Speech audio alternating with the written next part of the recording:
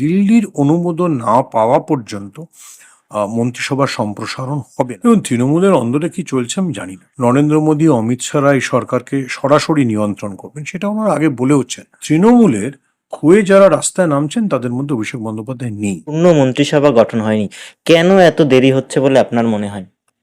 দেখুন, আমার মনে হয় যে সরকারের যে গঠন হবে, বর্তমানে রাজ্যে যে সরকার চলবে সেটা অনেকটাই দিল্লির নির্দেশে চলবে। নরেন্দ্র মোদী অমিত শাহরা এই সরকারকে সরাসরি নিয়ন্ত্রণ করবেন সেটা ওনারা আগে বলেওছেন।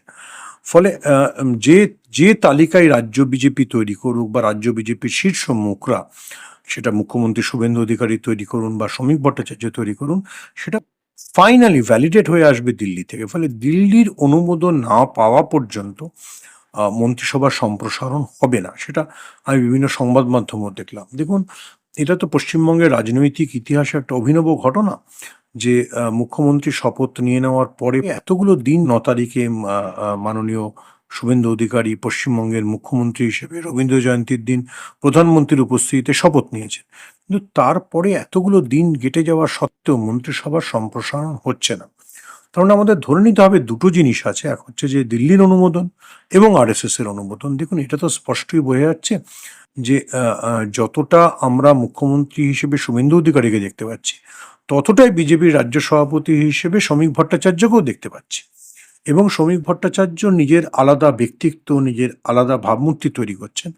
একটা সফট বাঙালি, বহুমাত্রিক সংস্কৃতি, বহুমাত্রিক ধর্মব্যবস্থা, বহুমাত্রিক রাজনৈতিক ব্যবস্থার কথা তিনি বলছেন। তিনি বারবার বলছেন কোনো রাজনৈতিক হিংসা হবে না, বহুমাত্রিক অবস্থান থাকবে। তিনি নাটক দেখতে চলে যাচ্ছেন।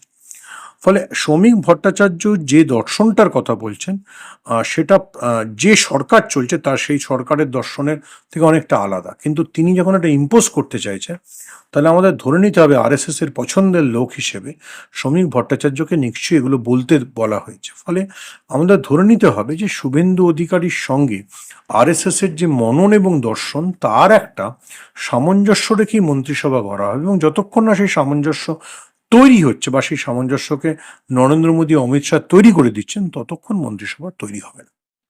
এখন কি তাহলে শুভেন্দু অধিকারীর সঙ্গে আরএসএস এর একটা টানাপোড়েন চলছে বিজেপির অন্দরেই? দেখুন, আমার মনে হয় যে যেটা আসামের ক্ষেত্রেও সত্যি ছিল, হেমন্ত বিশ্ব শর্মা বা শুভেন্দু অধিকারীরা তো সব অন্য দল থেকে এসছেন।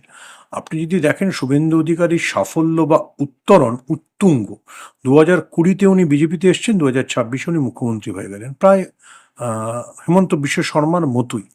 ফলে হেমন্ত বিশ্ব শর্মার সঙ্গেও যেমন একটা আরএসএস এর বা পুরনো বিজেপির টানাপোড়েন চলে, এবং হেমন্তর বিরুদ্ধে অভিযোগ ওঠে যে তিনি দলটাকে প্রায় কংগ্রেসীকরণ করে দিয়েছেন। তার মন্ত্রিসভা, তার বিধানসভার বিধায়করা তো অধিকাংশই পুরনো কংগ্রেসী। তেমনি শুভেন্দু অধিকারীও দলটার মধ্যে কত নিজের লোক রাখছেন আর কতটা পুরনো আরএসএস পন্থীরা থাকছেন, আমার মনে হয় সে নিয়ে তো একটা ভারসাম্যের লড়াই চলবেই।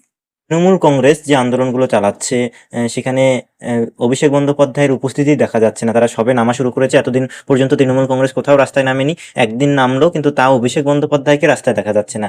দেখুন, তৃণমূলের অন্দরে কি চলছে আমি জানি না, আমি তো তৃণমূলের লোক নই, আমি এটা বলতে পারবো না। কিন্তু এটা তো পরিষ্কার যে তৃণমূলের হয়ে যারা রাস্তায় নামছেন তাদের মধ্যে অভিষেক বন্দ্যোপাধ্যায় নেই। শুনে তৃণমূলের বিধায়করাই প্রশ্ন করেছেন, জাহাঙ্গীরকে সরে যেতে হয়েছে।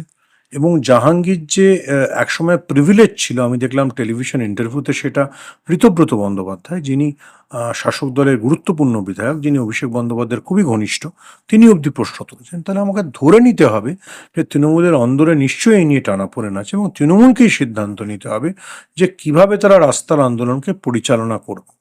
দেখুন, নতুন সরকার, সে সরকারের এখনো মধুচন্দ্রিমার সময় চলছে, কিন্তু সেই সরকারের অনেক সিদ্ধান্তই তো অনেকভাবে রাজনৈতিকভাবে প্রশ্ন তুলছে। সেই প্রশ্ন তোলার জন্য তৃণমূল কাকে সামনে মুখ হিসেবে এগিয়ে দেবে, সেটা তৃণমূলেরই সিদ্ধান্ত। কিন্তু এখনো অবধি সেই মুখ হিসেবে আমরা কুণাল ঘোষকে দেখতে পাচ্ছি। আজকে দেখলাম হকার বিক্ষোভে মদন মিত্র আছেন, নয়না বন্দ্যোপাধ্যায় আছেন, কিন্তু তুলনায় যারা আরো অনেক যারা নেতা, তাদেরকে আমরা দেখতে পাচ্ছি না। এটা তো সত্যি কথা। এর আগে বামেদের কটাক্ষ করা হতো, সামাজিক মাধ্যমে তাদের উপস্থিতি রয়েছে, বাস্তবে নেই। অভিষেক বন্দ্যোপাধ্যায় টুইট করে যাচ্ছেন, সামাজিক মাধ্যমে তার উপস্থিতি দেখা যাচ্ছে, মিটিং করছেন, একের পর এক মিটিংয়ে উপস্থিত থাকছেন, কিন্তু রাস্তায় ময়দানে দেখা যাচ্ছে না।